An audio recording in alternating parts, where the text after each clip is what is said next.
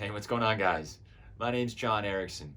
I'm more than happy to shave / get a haircut or both. You'll see what I look like in my full body clip. And when it comes to fishing and spearfishing for that matter, I've done both a bunch. I used to work in the Bahamas at an ecotourism resort in the middle of nowhere along the third largest barrier reef in the world.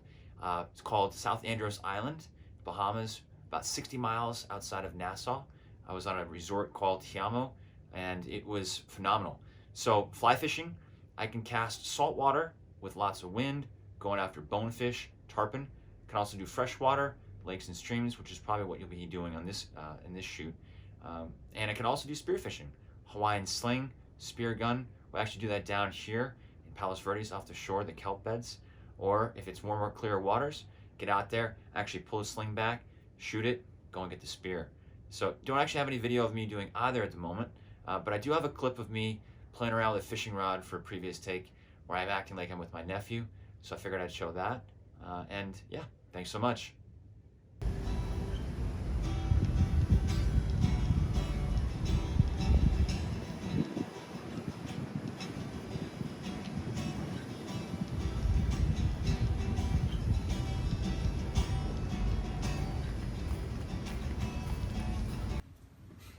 Isn't that right, Pop?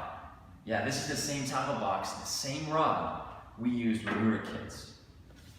All right, so I think the key to fishing here in this pond is finding the best spot where the fish are biting.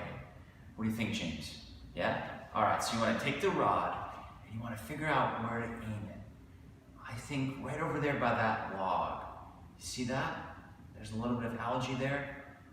Perfect. We want to be very careful when we bring the rod back, and we want to hold on to it. All right? Good. And I'll help you. Perfect. You see it? Yeah. Right there. Good stuff. I think we're going to catch one.